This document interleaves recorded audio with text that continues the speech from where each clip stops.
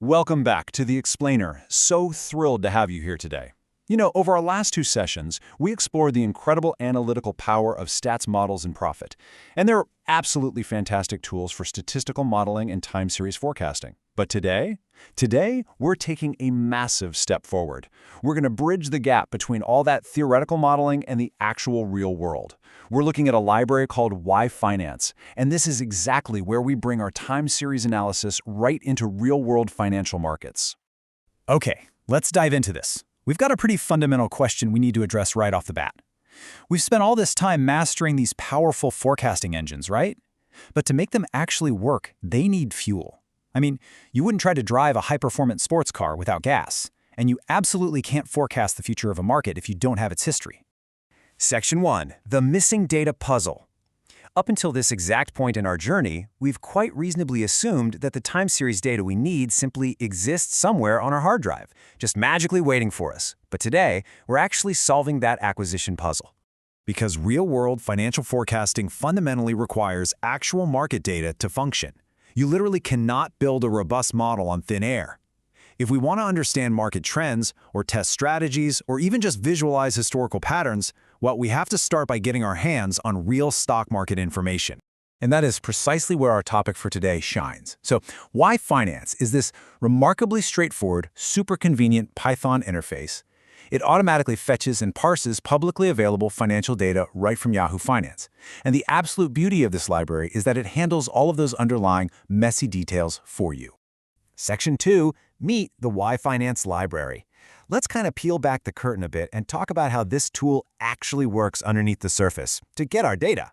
So, if you recall our earlier discussions on general web scraping using requests and beautiful soup, you'll know that extracting data from the web can be a really manual process. You've got to request the HTML, parse it, find the specific tags, extract the text. It's a lot. Well, YFinance closely mirrors that exact same general concept, but the big difference, it's conveniently pre-built entirely and specifically for financial data alone. You don't have to write any custom scraping logic yourself. YFinance just acts like your own personal factory line, doing all the heavy lifting. And the practical steps to use it are incredibly straightforward. First, you just install the library using pip. Next, you create a ticker object by passing in a company's stock symbol. So for example, AAPL for Apple. And then step 3, you literally just call the .history method and specify whatever time period you're looking for. It is really that simple to pull down years of historical price data.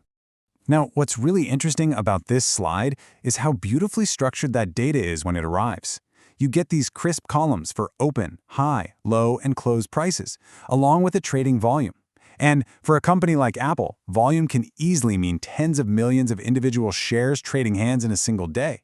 But crucially, it returns all of this as a neatly structured pandas data frame, which, as we know, is the exact format stats models in profit expect to receive.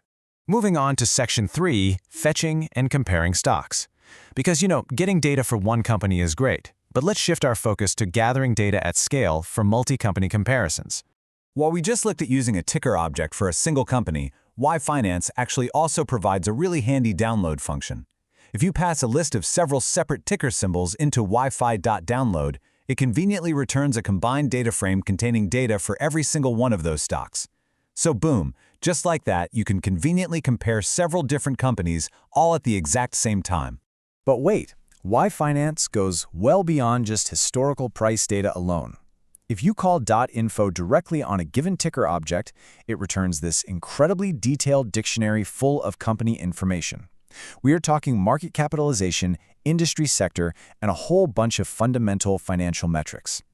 This is just absolutely invaluable when you're trying to compare companies based on their actual business health rather than just looking at their daily stock price. Section 4. The Complete Data Pipeline. Let's move to and see how this builds into a really cohesive workflow that ties all of our previous explainer discussions together.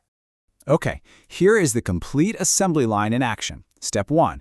You use YFinance to download your actual historical price data.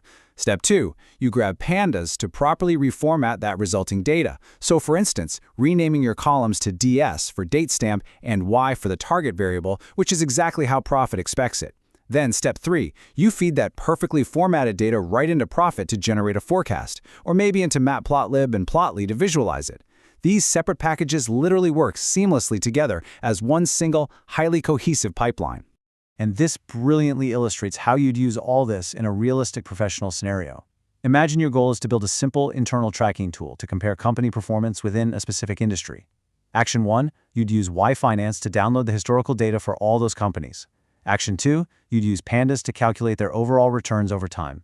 And finally, Action 3, you'd use Plotly's incredible interactivity to create a comparison chart that lets your team easily zoom in and explore precisely how those companies performed relative to one another. Honestly, it's the kind of rapid tool building that makes you look like a total wizard to your boss. Section 5. The danger of forecasting. Now, before we get a little too carried away with feeding all this easily accessible market data into our predictive models, we need to pause. We've got to pivot our tone a bit and talk about epistemic humility and the very real dangers of real-world market predictions.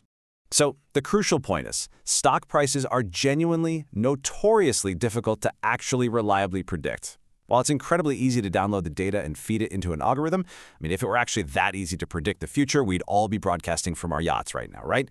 You absolutely must approach stock price prediction with a considerable, healthy degree of caution. And why is it so hard? Well, financial markets are highly efficient. They incorporate publicly available information remarkably quickly into the current price. So, while the time series techniques we've learned are incredibly valuable for understanding historical patterns or, predicting much more stable business metrics like course enrollments or sales, trying to predict the raw stock market, that's a completely different beast. So as we wrap up our core best practices, just remember this: raw data from the real world is inherently messy. Always, always carefully verify the quality and completeness of any data you download, because real-world financial data occasionally contains gaps or inconsistencies. Approach forecasting with a healthy degree of skepticism. Use YFinance as a fantastic starting point, especially for historical backtesting, to see how a strategy would have actually performed. But know that properly designing a robust system requires considerations well beyond just acquiring data. To sum up our journey today, Yahoo Finance successfully completes our data acquisition step. It provides a super convenient way to download the real, raw financial data. It gives us the exact fuel we needed directly into Pandas data frames, totally ready for our visualization and forecasting tools. It gives us the raw material. But this leaves us with one final, really exciting question. If YFinance only gives us the raw historical prices and trading volume, how on earth do financial analysts calculate all those complex, mathematical, technical indicators designed to identify trading patterns? Well, those specialized calculations require a dedicated tool, and that is exactly what we will be covering in our very next explainer as we explore TA-lib to close out our entire time series and finance block. Thank you so much for joining me today. Keep exploring that data, and I will see you in the next one.